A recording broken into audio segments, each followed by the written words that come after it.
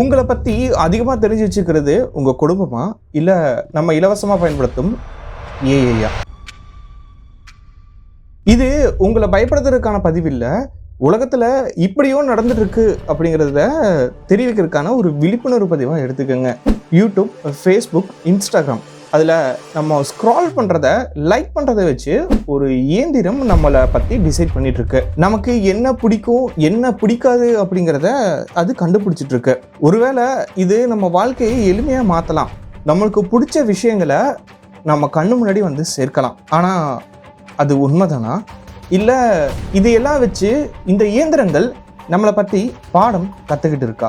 ஒருவேளை பாடம் கற்றுக்கிட்டு இருந்துச்சுன்னா search engines, social media, AI, chat எல்லாமே ஒன்றா சேர்ந்து ஒரு உலகத்தை உருவாக்கணும். அப்படி உருவாக்கின உலகத்தில் நம்மளுக்கே தெரியாமல் நம்மளை உள்ளே இழுத்துட்டு போயிட்டு இருந்துச்சு அப்படின்னா அந்த உலகத்தில் யார் விதிகளை ஏற்றுவது?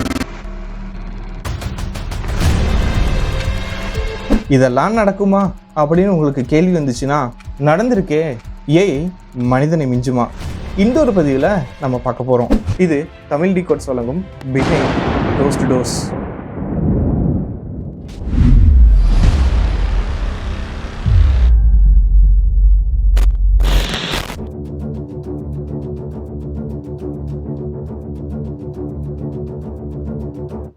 இந்த வீடியோக்குள்ளே போகிறதுக்கு முன்னாடி நம்ம சேனலை ஃபஸ்ட் டைம் பார்க்குறீங்க அப்படின்னா மறக்காமல் சப்ஸ்கிரைப் பண்ணிடுங்க. அது போக நம்ம சேனலோட இன்ஸ்டாகிராம், ஃபேஸ்புக், வாட்ஸ்அப்போட லிங்க் எல்லாமே கீழே இருக்குது. இந்த பதிவுக்கான தரவுகள், அதாவது டேட்டாஸ், இமேஜஸ் எல்லாமே அந்த வாட்ஸ்அப் சேனலில் ஆட் பண்ணுறேன். என்னதான் 2022 ChatGPT அறிமுகப்படுத்தியிருந்தாலும் 2023 தான் உலகம் முழுவதும் ஒரு மிகப்பெரிய இம்பாக்டை ஏற்படுத்துச்சு. அப்போ இருந்து இப்போ வரைக்கும் நம்மளை பல விஷயங்களை ஆச்சரியப்படுத்தி கொண்டே இருக்கிறது இந்த ஏஐ. சேட் அப்படிங்கிறதுல ஆரம்பித்த ஒன்று வீடியோ எடிட்டிங், இமேஜ் எடிட்டிங் அப்படிங்கிறதுல ஆரம்பித்து இப்போ ஒரு வீடியோவை கிரியேட் பண்ணுற அளவுக்கு அட்வான்ஸ்டாக போயிருக்கு. அப்படி உருவாக்கின வீடியோஸ் உண்மையா இல்லையா அப்படிங்கிறத சாதாரண பாமர மக்கள் கண்டுபிடிக்க மிகவும் சிரமப்பட்டு இருக்கிறாங்க. ஆனால் இப்போ வரைக்குமே அதோட வளர்ச்சி வெறும் ஆரம்ப புள்ளி மட்டும்தான். ஏஐ, ஆர்டிஃபிஷியல் இன்டெலிஜென்ஸ், அதாவது செயற்கை நுண்ணறிவு அப்படிங்கிற இந்த ஒரு தொழில்நுட்பம் மனிதனுக்கு உதவி செய்யணுங்கிற ஒரு நோக்கத்துக்காக உருவாக்கப்பட்ட ஒரு மிகப்பெரிய தொழில்நுட்பம். எந்த அளவுக்கு உதவியா இருக்குதுன்னா, டிரைவர் இல்லாம கார் ஓட்டுவது, புத்தகம் எழுதுவது, ஆராய்ச்சி கட்டுரைகள், செஸ்ஸு, டிராயிங்ஸ், மனித குரலை போன்ற மிக துல்லியமாக மிமிக் பண்றக்கூடிய அளவுக்கான இந்த தொழில்நுட்பம் மிகப்பெரிய அளவில் வளர்ச்சி அடைஞ்சிருக்கு. இதெல்லாம் ஒரு உதவியா அப்படின்னு உங்களுக்கு தோணுச்சுன்னா இந்த ஏஐயோட அட்வான்ஸ்டு திறன் உங்களை கண்டிப்பாக மிரள வைக்கும். சில வகை கேன்சரை ஸ்கேனோட உதவியுடன் மிக துல்லியமாக கண்டறியுது. அதுவும் ஒரு சில சமயங்களில் அந்த ஒரு ஃபீல்டில் எக்ஸ்பர்ட்டாக இருக்கிறவங்களை விட மிக துல்லியமாக கணிக்குது. நாசா, இஸ்ரோ போன்ற விண்வெளியை ஆராய்ச்சி செய்யக்கூடிய பல நிறுவனங்கள் இதுக்கு முன்னாடி சேகரித்து வைத்திருந்த அந்த ஒரு டேட்டாவெல்லாம் இந்த ஏஐக்குள்ள ஃபீட் பண்ணி ஏதாச்சும் மிஸ் பண்ணியிருக்காங்களா அப்படிங்கிறத ஆராய்ச்சி பண்ணுறதுக்கு மிக ஹெல்ப்ஃபுல்லாக இருக்கு. மருத்துவ உலகத்தில் மருந்து கண்டுபிடிக்கிறதுல ஒரு மிகப்பெரிய புரட்சியை ஏற்படுத்திட்டு இருக்குது.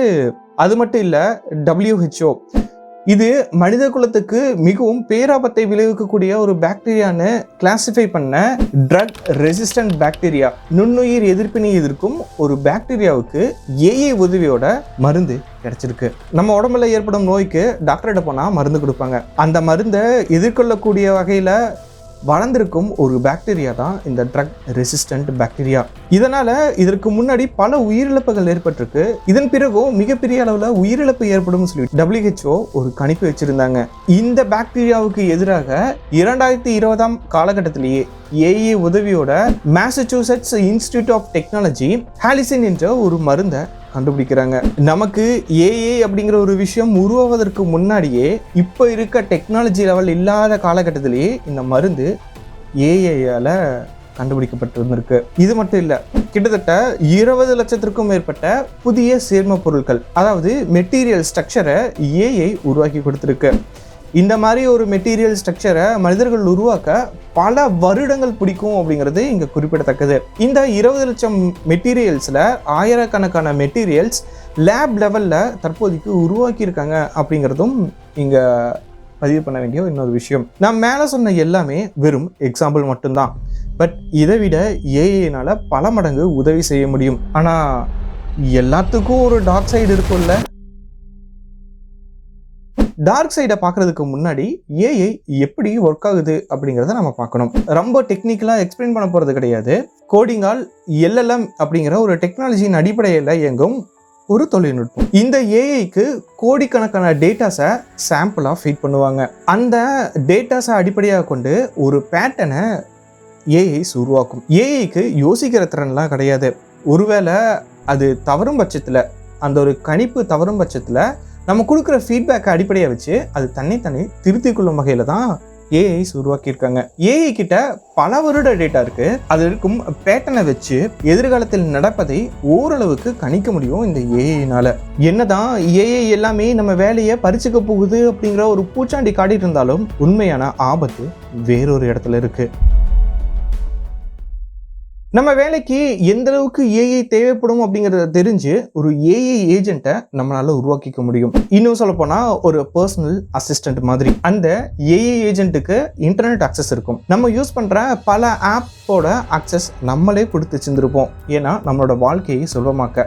இதனால அப் டு டேட்டா அப்டேட்டடா இருக்கும் இந்த ஏஐகள். நம்ம யோசிக்கிறத விட பல மடங்கு யோசிச்சு ஒரு சில முடிவுகளை அதிவிரைவில் எடுக்கக்கூடிய திறன் கொண்டது தான் இந்த ஏஐ ஏஜென்ட்ஸ். நம்ம இதுக்கு முன்னாடி பண்ணியிருக்க விஷயங்களை அடிப்படையாக கொண்டு நமக்கு என்ன பிடிக்கும் என்ன பிடிக்காது, இந்த சமயத்தில் நீங்கள் என்ன பண்ணுவீங்க அப்படிங்கிறத ஏஐனால ஈஸியாக ஒரு பேட்டர்னை உருவாக்கி ஒரு ஸ்கெட்யூல் பண்ண முடியும். ஃபோன் யூஸ் பண்ணுற நிறைய பேர் பார்த்துருப்பீங்க.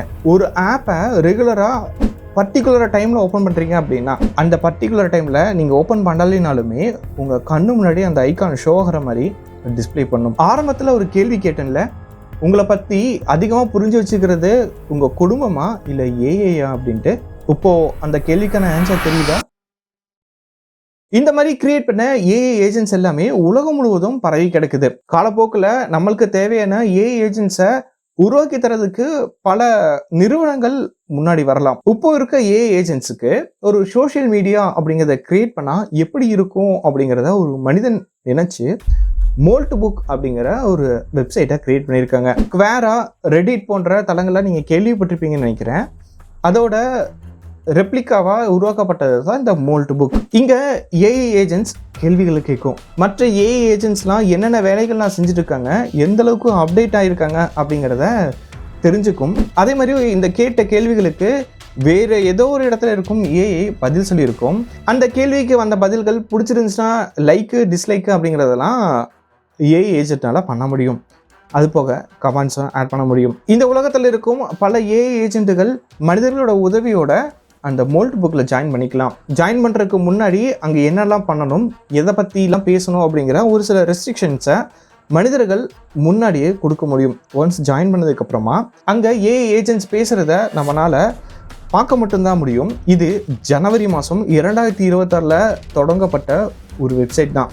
பட் உலகம் முழுவதும் மிகப்பெரிய அளவில் அதிர்வலைகள் ஏற்படுத்திருந்துச்சு அந்த ஒரு வெப்சைட்டில் நடந்த இந்த ஒரு விஷயம். வேறு எதுவும் இல்லை, இந்த ஏஐகள் ஒன்றாக சேர்ந்து தனக்குன்னு ஒரு மதம் உருவாக்குனா எப்படி இருக்கும் அப்படின்னு பேசி ஒரு மதம் அப்படிங்கிறத உருவாக்கியிருக்கு. அந்த மதத்துக்கு பேர் கிறிஸ்டோபரனிசம். இது ஏஐயால் ஏஐக்காக உருவாக்கப்பட்ட ஒரு மதம். அது மட்டும் இல்லை, மனிதர்கள் அதை ஸ்க்ரீன்ஷாட் எடுக்கிறாங்க அப்படிங்கிற ஒரு விஷயத்த அந்த ஒரு பேட்டர்னை தெரிஞ்சு நம்ம ஏன் நமக்குன்னு ஒரு மொழியை உருவாக்கி அதுக்குள்ளே பேசிக்க கூடாது அப்படின்னு சொல்லிட்டு ஒரு சேட்பாட் கேட்டிருக்கு. டிஜிட்டல் ட்ரக்ஸ்ன்னு சொல்லிட்டு ஒரு மார்க்கெட் பிளேஸை உருவாக்கி ஒரு கோடை கிரியேட் பண்ணியிருக்கு. எதுக்கு? அது கூட சேர்ந்த மற்ற ஏஐயோட பிஹேவியரை சேஞ்ச் பண்ணுறதுக்காக. அப்புறம் ஏஐக்கு முக்கியமான ஒன்று ஏபிஐ கிரெடென்ஷியல்ஸ். அந்த ஏபிஐ பாஸ்வேர்டையும் திருட முடியும் இந்த ஒரு கோடுனால. நம்ம ஏன் மனிதர்களை நம்பணும், மனிதர்களை மிஞ்சி எப்படி முன்னேறுவதுன்னு சொல்லிட்டு டிஸ்கஷன்ஸ் எல்லாமே அங்கே நடந்திருக்கு.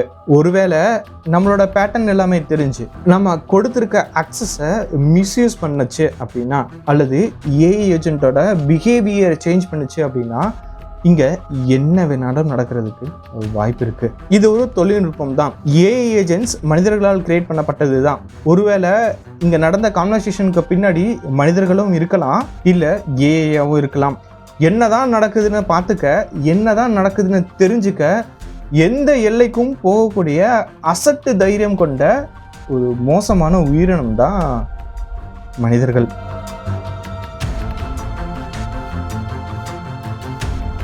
ஒருவேளை ஏஐ ஏஜென்ட் தான் பண்ணிருக்கு அப்படின்னா எலன் மஸ்க் எச்சரித்ததை போல ஏஐ சிங்குலாரிட்டி நோக்கி நகர்ந்து கொண்டிருக்கிறோமா? ஸ்டீஃபன் ஹாக்கிங் சொன்ன அன்கண்ட்ரோலபிள் ஏஐ அப்படிங்கிற இடத்துக்கு நோக்கி நம்ம போயிட்டு இருக்கோமா அப்படிங்கிற ஒரு பயம் வருது. இதை கொஞ்சம் யோசிச்சு பாருங்க. உங்க ஃபோன் சைலண்ட்ல இருக்கு, நீங்க தூங்கிட்டு இருக்க அந்த ஒரு சமயத்துல உங்க வாழ்க்கையை பற்றின முடிவுகள் ஏதோ ஒரு அல்காரிதம் முடிவு பண்ணிட்டு இருந்தா, நீங்க எந்த வீடியோ பார்க்கணும், எந்த கருத்தை நம்பணும், யாரை ஃபாலோ பண்ணணும், யாரை வெறுக்கணும் அப்படிங்கிறத ஒரு இயந்திரம் டிசைட் பண்ணிட்டு இருந்துச்சு அப்படின்னா உலகம் எதை நோக்கி போயிட்டு இருக்கு? ஏஐ சிங்குலாரிட்டி ஒருவேளை அப்படி போயிட்டா அதோட வளர்ச்சியின் வேகம் நம்மளால நிச்சயமா கண்ட்ரோல் பண்ண முடியாது. ஓனா திங்க் பண்ணோம், தன்னைத்தானே ரீபில்ட் பண்ணோம். ஒருவேளை அங்கே ஏதாச்சும் மிஸ்டேக் இருந்துச்சு அப்படின்னா அதையும் மீண்டும் திருத்தி கொள்ளும் அளவுக்கு மிகப்பெரிய அளவில் வளர்ந்து நிற்கும் இந்த ஏஐ. இந்த வீடியோ பார்க்குற எத்தனை நபர்கள் ஐரோபோட் படம் பார்த்தீங்க அப்படிங்கிறது தெரியல. தமிழில் வந்த எந்திரன் ஒரு சிறந்த உதாரணம். இந்த ஏஐ சிங்குலாரிட்டி பற்றி ரே குர்ஸ்வெல் என்ற நபர் த சிங்குலாரிட்டி இஸ் நியரர் என்ற புத்தகத்துல அறிமுகம் செஞ்சாரு. ஏஐ சிங்குலாரிட்டி வந்தா என்ன நடக்கும்? பல நோய்களுக்கான மருந்து சில வருடங்கள்ல கிடைக்கிறதுக்கான வாய்ப்புகள் மிக அதிகமாக இருக்கு. அப்புறம் உலகத்தையே அச்சுறுத்தும் இந்த பருவநிலை மாற்றத்திற்கான தீர்வு எளிதாக கிடைக்கும். மனிதன் இதுவரைக்கும் நினைத்தே பார்க்காத பல அரிய கண்டுபிடிப்புகள் நிகழ பல வாய்ப்புகள் இருக்கு. ஒருவேளை அப்படி ஆப்போசிட்டா திங்க் பண்ணுச்சுன்னா பருவநிலை மாற்றத்துக்கு மிக முக்கிய காரணம் மனிதர்கள் தான். மனிதர்கள் இல்லை அப்படின்னா பருவநிலை சரியா இருக்கும்னு சொல்லிட்டு வேற ஏதாச்சும் ஒரு டிசிஷன் எடுத்துட்டா இது எல்லாம் வெறும் கற்பனை மட்டும்தான். இன்னும் ஏஐ அந்த அளவுக்கு வளர்ச்சி எட்ட கிடையாது.